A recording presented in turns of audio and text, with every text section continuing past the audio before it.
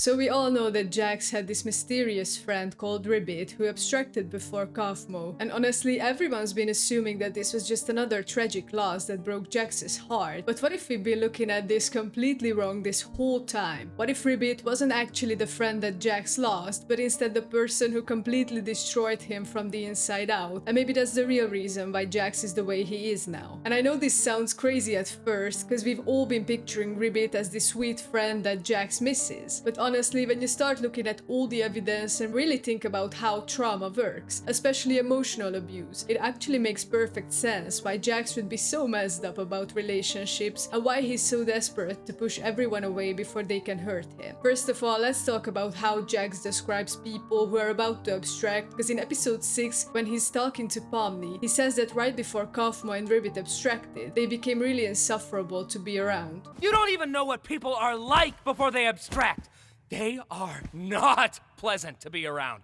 Like at all! Now, most people might interpret this as just them being depressed or losing their minds, but what if that's not the whole story? What if Jax is actually describing the aftermath of being in an abusive relationship where the abuser starts losing control and becomes even more unpredictable before they finally break down completely? Because just think about it, abusers usually don't just wake up one day and decide to be terrible people. They usually have their own mental health issues and their own trauma, and when they are losing their grip on reality, they often become even more controlling and cruel to the people around them, especially to their victims. And maybe that's exactly what happened with Ribbit, whereas they were getting closer to abstracting, they were taking all their fear and panic out on Jax, making him feel like everything was his fault. And this would actually explain so much about Jax's current behavior, because one of the most common effects of emotional abuse is that the victim starts believing that they are toxic and dangerous to everyone around them. They internalize all the blame and shame that their abuser put on them, which is exactly what we see with Jax, isn't it? He keeps telling everyone that he doesn't care about them, that he'd happily watch them all abstract, and that nothing really matters in the circus. But then when Pomni actually tries to get close to him, he completely freaks out and pushes her away even harder. There's nothing more to me,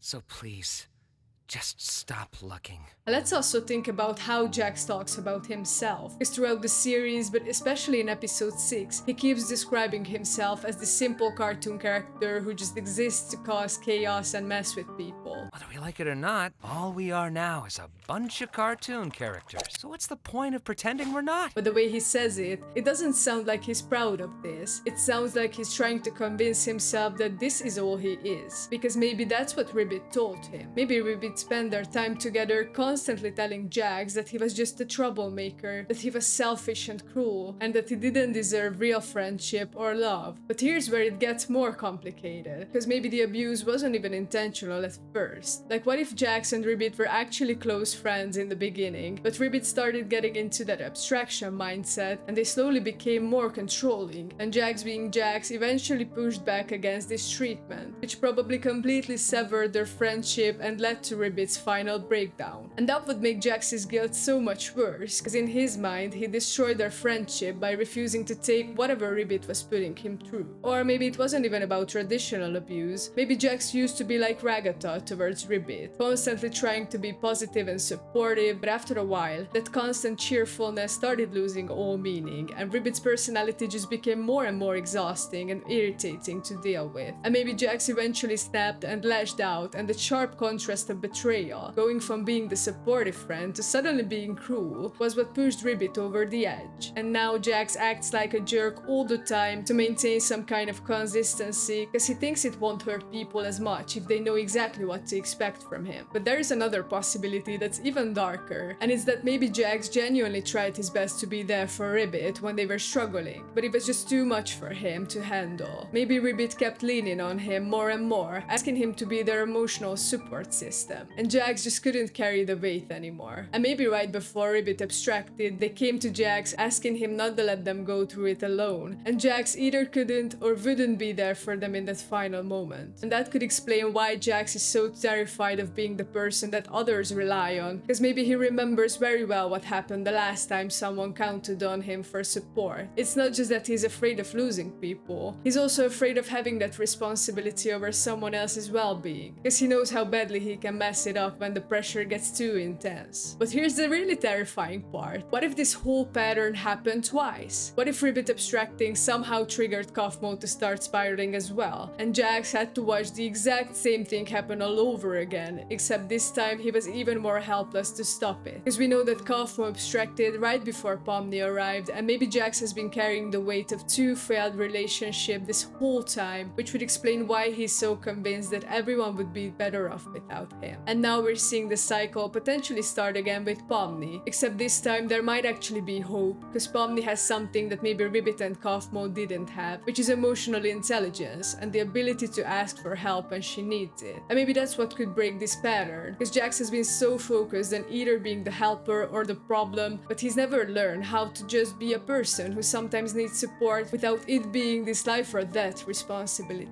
But the really scary thing is what might happen when Jax finally loses control over the power he feels like he has over everyone else. Because right now his whole identity is built around being unpredictable and chaotic, but what happens when that doesn't work anymore? We're already seeing Angle start to stand up to him with Zubo's support, and maybe if Zubo starts speaking some harsh truths to Jax about his behavior, it's gonna weaken that armor he's built around himself even more. And once he loses that sense of control, he might become the worst abstraction that Kane has ever had to deal with, because all of that repressed trauma and guilt is gonna come out in the most destructive way possible. And maybe this is also why Kinger might be the only one who can help him, because Kinger has been in the circus the longest, and maybe he actually witnessed what was happening between Jax and Ribbit. Maybe he saw the signs that everyone else missed, and maybe he's been waiting for the right moment to help Jax understand that what happened wasn't entirely his fault, and that he deserves to have real healthy relationships. But honestly, this theory completely reframes Jax's whole character arc, because it means he's not just dealing with grief and loss, he's dealing with complex trauma from someone who was supposed to care about him. And maybe that's why Ghostworks said we wouldn't believe who's closest to abstracting, because Jax isn't just sad about losing friends, he's literally been carrying guilt and shame that might not even be his to carry. And if this is true, then maybe the real storm that Ghostworks was talking about isn't just about Jax having a breakdown, it's about him finally confronting the truth about what actually happened with Ribbit and Cough Mode, and learning how to separate his real identity from this toxic version of himself that was created by years of carrying responsibility for other people's mental health. But let me know what you think about this theory, and whether you think there is enough evidence to support the idea that Ribbit's relationship with Jax was actually more complicated and potentially harmful than we initially thought, down in the comments. Thanks for watching, don't forget to subscribe, and I'll see you in the next video.